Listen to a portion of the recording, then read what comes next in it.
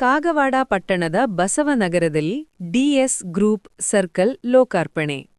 ಕಾಗವಾಡ ಪಟ್ಟಣದ ಬಸವನಗರದಲ್ಲಿ DS group ದಲಿತ ಸಂಘರ್ಷ group ವೃತ್ತವನ್ನು ದಿನಾಂಕ 10ರಂದು ಅತ್ಯಂತ ಸಡಗರದಿಂದ ಉದ್ಘಾಟಿಸಲಾಯಿತು.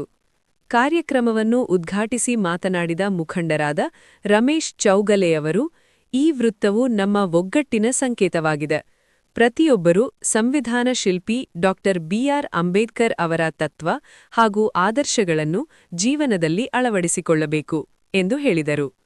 ಈ ಸಮಯದಲ್ಲಿ ಈ ಐತಿಹಾಸಿಕ ಕ್ಷಣದಲ್ಲಿ ಮುಖಂಡರಾದ ಚಿದಾನಂದ್ ಅವಟಿ, ವಿದ್ಯಾಧರ ಧೋಂಡಾರೆ, ರವೀಂದ್ರ ಕಾಂಬಳೆ, ಮಹಾವೀರ ಕಾಂಬಳೆ, ಸದಾಶಿವ ಕಾಂಬಳೆ, ಸುನೀಲಾ ಮದಭಾವಿ, ಸಂದೀಪ್ ಕಾಂಬಳೆ, ಪಿರಗೌಡ ಕಾಂಬಳೆ, ಪ್ರಮೋದ್ ಹುಲಸಾರ, ವಿನೋದ್ ದೇವನೆ, ಸುರೇಶ್ ಕಾಂಬಳೆ, ಮಾಧವಾನಂದ ಕಾಂಬಳೆ, ಅಕ್ಷಯ್ ಮೇತ್ರೆ, ರೋಹಿತ್ ಬಡಿಗೇರ, ಅಪ್ಪಾಜಿ ಕಾಂಬಳೆ, ಭೀಮು ಕುರಣೆ, ಬಬ್ಲು ಕಾಂಬಳೆ, ದೀಪಕ್ ಕಾಂಬಳೆ, ಜನಾರ್ದನ ಧೋಂಡಾರೆ, ಕಿರಣ್ ಕಾಂಬಳೆ, ಅಮೋಲಾ ಮಾದಿಗ, ಸತೀಶ್ ಬೀರನಗೆ, ಯುವರಾಜ ಕಾಂಬಳೆ ಸೇರಿದಂತೆ ಬಸವನಗರದ ನಿವಾಸಿಗಳು ಹಾಗೂ ಡಿಎಸ್ ಗ್ರೂಪ್ನ ಕಾರ್ಯಕರ್ತರು ಉಪಸ್ಥಿತರಿದ್ದರು.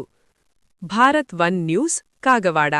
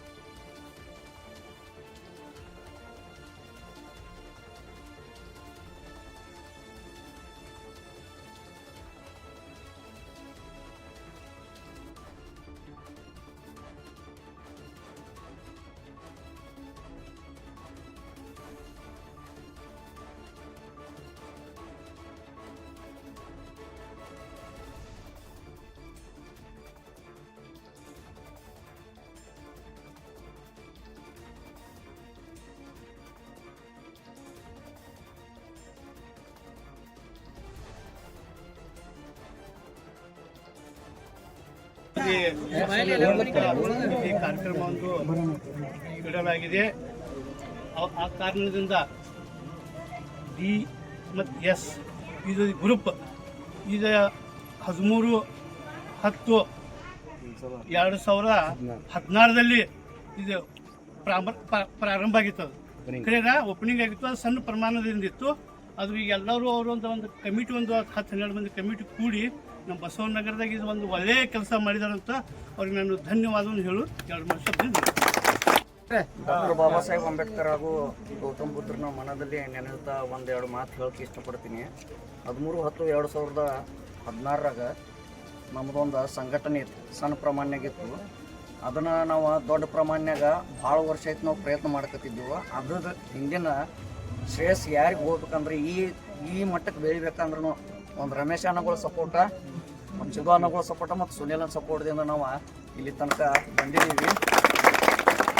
ಮತ್ತು ಮುಂದೆ ಹಿಂಗೆ ದೊಡ್ಡ ಪ್ರಮಾಣನಾಗ ಬಸವನಗರ ಎಲ್ಲ ಕೂಡಿ ಒಂದು ಇಂಪ್ರೂವ್ಮೆಂಟ್ ಮಾಡುವಂದು ಸ್ಟೇಜಿಗೆ ಹೋಗಲಿ ಅಂಥೇಳಿ ನಂದೊಂದು ಎರಡು ಮಾತು ಮುಗಿಸ್ಕೊಂಡ್ಬಿಟ್ಟು ಎಲ್ಲರೂ ಬಂದದಕ್ಕೆ ಧನ್ಯವಾದ.